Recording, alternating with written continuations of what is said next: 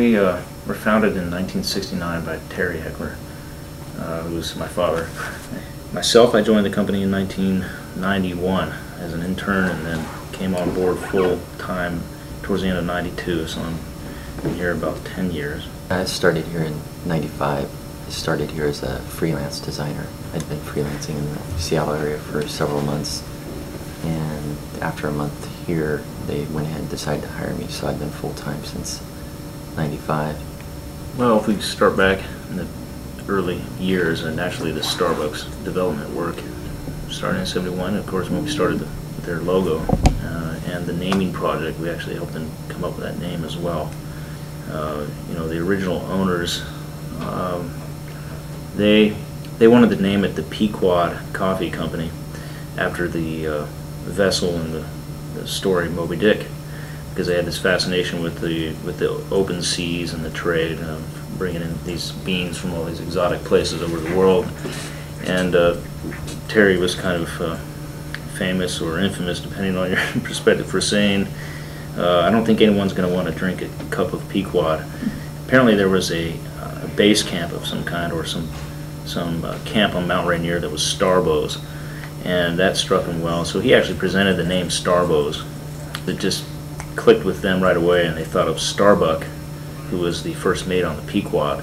So it tied it in for them right away, and so it was kind of a stimulated idea that came from the idea of Starbows. Red Hook, they've kept their same mark for 30 years now, 20 years. The use of this bottle looking like an illustrated bottle. In the whole beer industry, the whole category, you have a real, well, I should say the most common technique is to show photography, either in your advertising or your packaging. You actually show a close-up of a bottle, and we call them the sweaty bottles because they're always wet, you know, to signify it's a nice cold beer, and or no bottle imagery at all. And one thing we found was a very little, at least current day, application of illustration. So that was one just little side note of differentiation that we tried to achieve, you know. Yeah, basically this is this starting point. Is this a solid color fill of the bottle profile based on the photograph, and it's filled in with a dark color that I referenced out of the original bottle with the eyedropper. Then added some hand-drawn on the computer shapes of intermediate colors, and then some more highlights were added. It helps convey the curvature of the bottle itself, so it doesn't look like a flat 2D object. The cap was brought in from an actual cap. It was tweaked to smooth it out a little bit and not make it look so photorealistic. After the cap came the black area for the body label, then adding the blonde badge itself, and that was pinched horizontally with the spherized filter. I think we're a little bit quicker in general to go to the computer, especially under some of the time constraints that we're involved in. It really depends on the client and what the project is. A lot of times we go from sketches of logos and just go to the computer and start creating, not necessarily tracing, but creating based on thumbnails or rough sketches. So really the computer is used, you know, probably 90% of the process.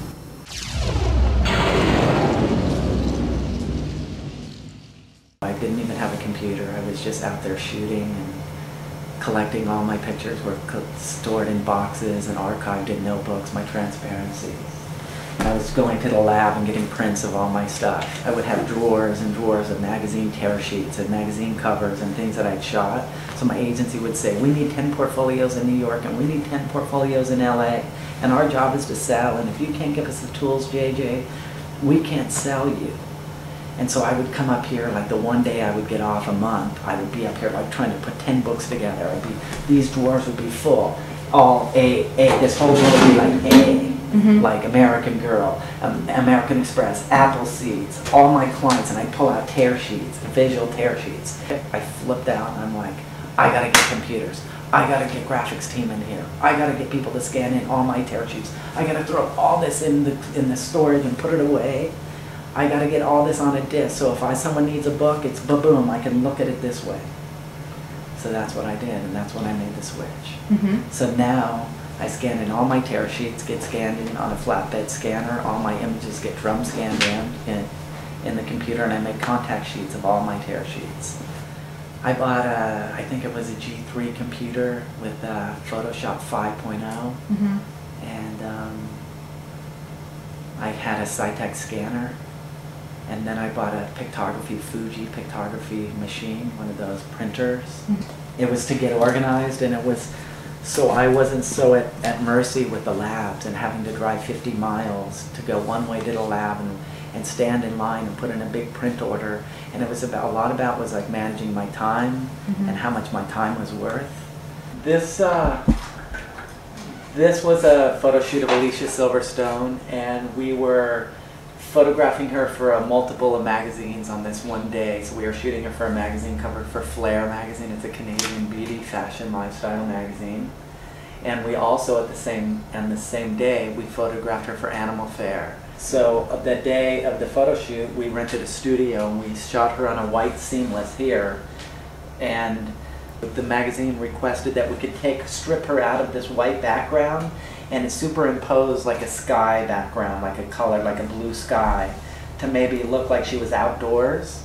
So what we did was we masked her off out of this background, and we superimposed a picture of a sky, and a blue sky with clouds, and we superimposed the sky into the background for this image.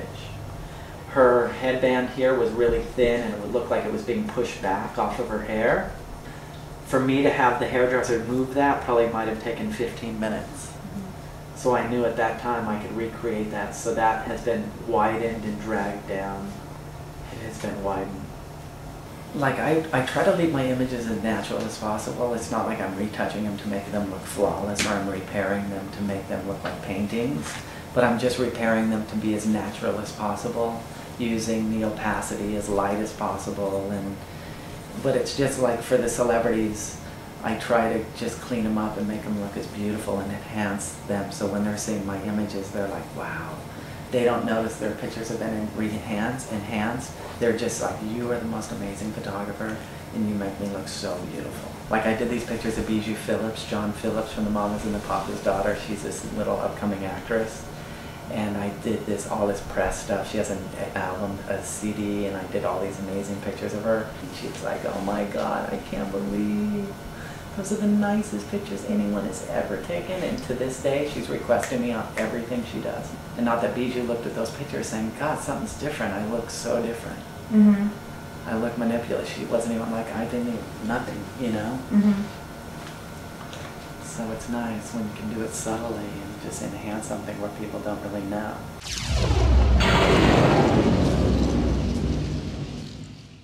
Well, my background was that I went to college for transportation design, industrial design, and it sort of lent me the tools I needed to create anything that was industrial or like vehicles or things of that nature. And I also had an interest in drawing and painting other subject matter, and I always loved movies. So when I finished school, I decided that I was going to make a jump to Hollywood. The technology hadn't progressed to the point where it is today, and so all the traditional methods that I used then, day to day on the job, once digital became more advanced, pretty much just sort of relearned the tool, but the method still is almost the same. These days, more and more effect shots are planned out in the early stages. So Pearl Harbor, for instance, if they're going to have a real battleship there and they're going to shoot it, well, what are they going to add digitally? The smoke, fire, planes, you name it, and then comp in the actors. And so it's really kind of nice to be able to kind of have a variety of uses for the end product of visualizing what the movie looks like. What happens is the art department will plan out visually like everything that you see in the movie. So if there's a location, the art department has to sort of pick it and figure out, are we going to build anything to add to it, all that sort of thing. And also beyond that, if they're going to build a set from scratch and they're going to build it on a stage or they're going to build it anywhere, that's the idea of the art department. So what I do is I'm employed to sort of visually translate what the script pages are talking about. I had watched some videos of actually the Kuwait fighters, the oil fighters, because from an aerial perspective, I don't think much of the Pearl Harbor attack was captured, visually.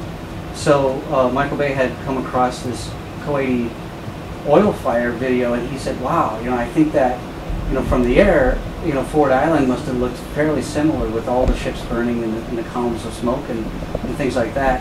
And so I had done a rough pencil sketch of what this composition might be with all the destroyers lined up, and then Ford Island here in the foreground, and then literally just created columns of smoke, and then the sun, kind of coming through the haze. And you can also load a library of brushes.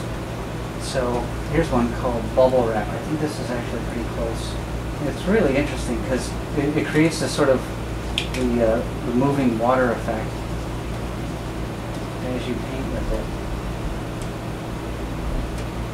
Because initially I had laid down some color that was reflected from the fire with the digital airbrush, and then went back in with the glow brush and brought the luminescence up, and then on top of that I can add bubble wrap from the effects brushes. I draw a lot with the digital airbrush and the ink pen. I like there's a ballpoint pen brush in here that acts a lot like a real ballpoint pen. So it's kind of nice to be able to scribble ideas with that because it's very fluid. And the digital airbrush is great for changing the size and the kind of feathering of the line. So as you can see, some of the sketch lines here originally, that I used to create the shape of the front of the ship, and then literally just go in and bring out shadows and highlights.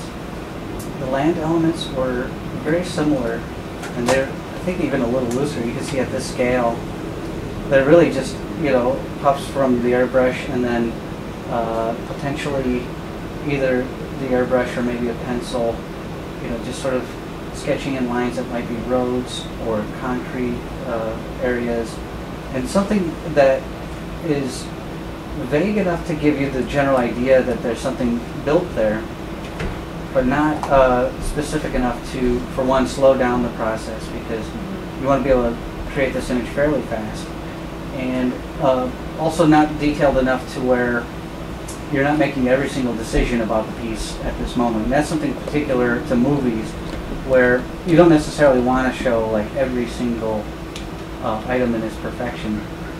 A lot of times the gesture or the impression of the piece is more powerful. All this is sort of under the direction of the director and the production designer, and they will sort of, one of two things. They'll say, either give me an idea because I don't know, or they'll say, we have an idea, can you execute this? And so, between there is usually my job.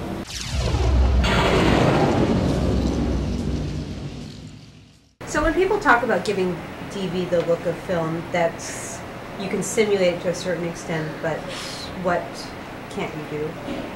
What can't you do? Well, you haven't started out with an unmeasurable amount of lines of resolution.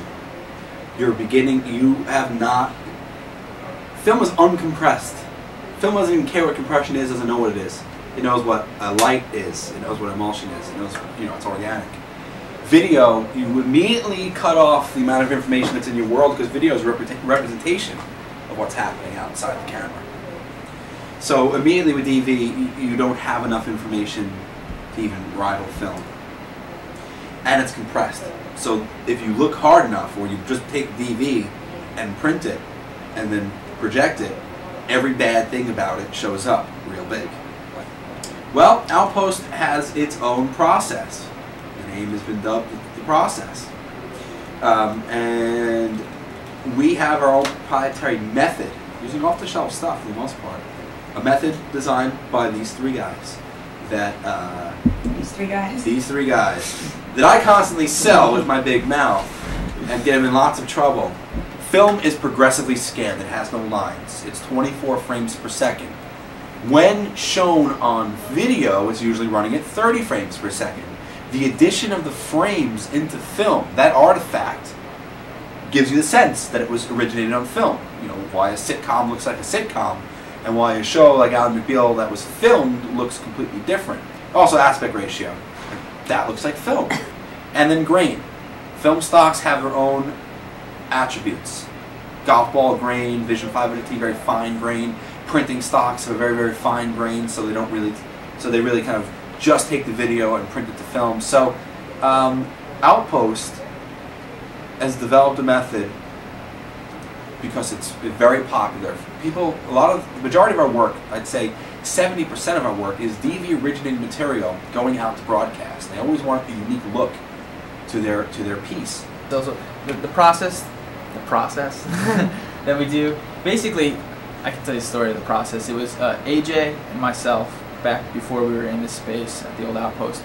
We do a lot of short films together. We both went to film school together. And we shot a lot of DV, and we saw some stuff going around, like I think the Magic Bullet, the Orphanages thing. At that time, it wasn't a plug-in. At that time, it was like a process that they did.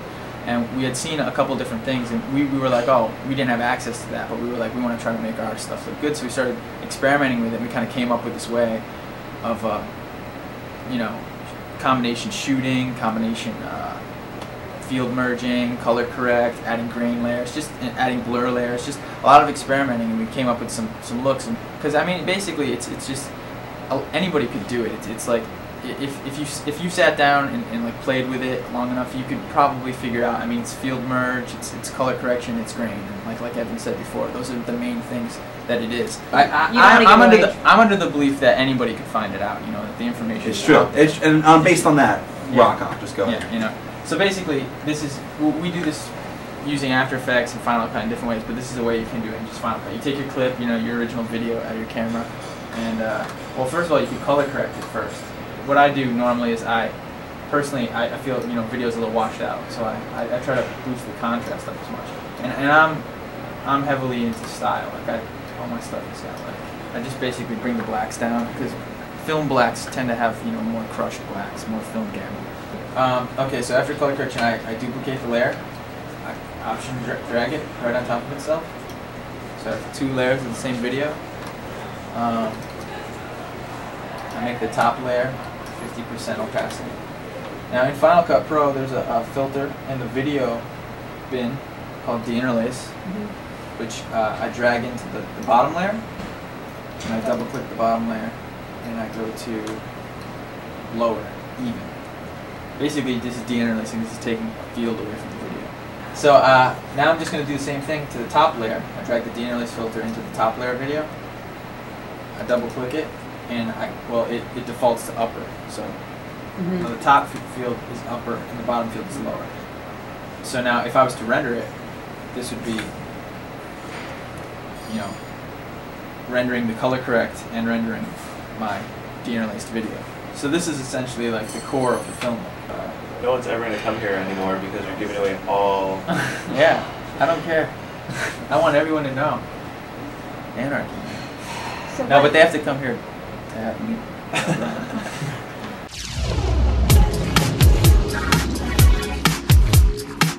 My Mac thing began when I was going to UNLV, and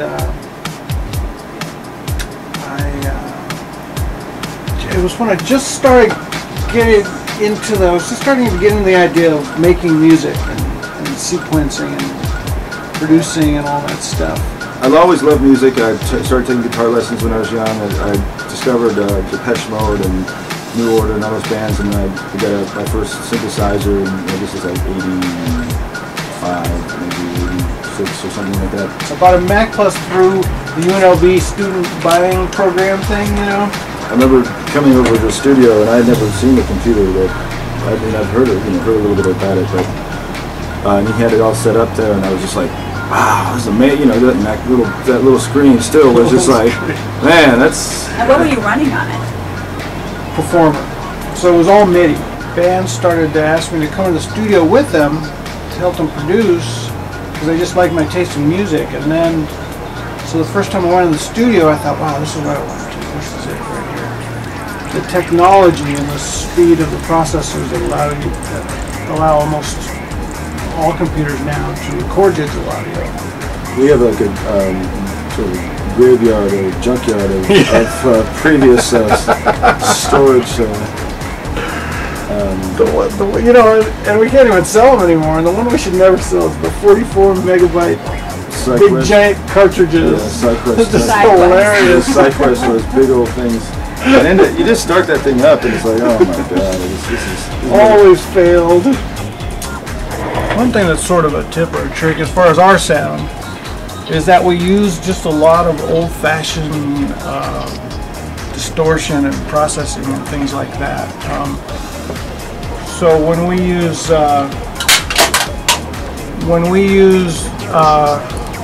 distortion in the computer, we use like plugins like AmpFarm or SansAmp, which are really, really good, authentic sounding distortion and amp simulators and speaker simulators and things like that. But a lot of the times before things get committed to audio, we use you know, vintage stomp boxes, distortion pedals and things like that.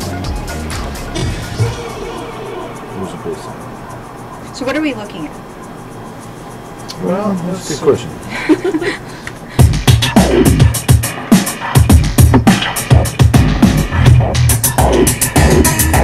One of the cool things that you could do with Digital Performer that I've yet to see on another system, I've at least I've yet to have anybody show it to me, is this ability to stretch and manipulate your time, your audio, digital audio, in a way that's so unique that it really allows you to come up with some amazing things. So let's say this was let's say this was a loop that was actually brought in from another track and it was the wrong tempo. It wouldn't line up on all these bar lines. So we have the loop going. What you could do is you can go in and you could kind of slice it up a bit, split this, move this, and then what you could do, you see the little hand that pops up there? It says move it this way, and then you could just time stretch. Then it will immediately do that. In Pro Tools you don't get the outlines. Yeah, you don't get the outlines, and then it's lengthening or shortening the audio without changing the pitch. Is that all you got? So we've taken this initial. Is that all you got? And then taken it to. Is that all you got? So it's the exact same sound or like tone. It's the exact same phrase, but it's stretched out to double, and then you could, you know, take one bit of that, yeah, and then you could continue. Yeah. So you have. Yeah. So now you have these two here. Is that all you got? So this part here, another thing with digital effects is that this is drums that we had imported from Reason. We had created a drum, this drum comp from Reason. So it's basic kind of little drum loop repeat. But then what we were able to do with this great plugin, that's a Premiere plugin called SFX. A good example of SFX. We just take this loop here. Go in. You just select the sound bite that you want, or the you know, you can select the entire track if you want. Within Digital Performer, you get to it by going through the audio plugins, and it's a Premiere plugin, so it's not a real-time plugin like a TDM plugin where it can, you know, where you can sort of play it over the whole track, and but it's sort of you go in and preview it. So could you unmute those? So we've set up all these different.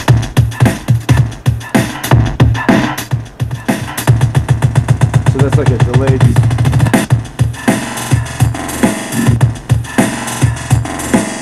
So so then you process that.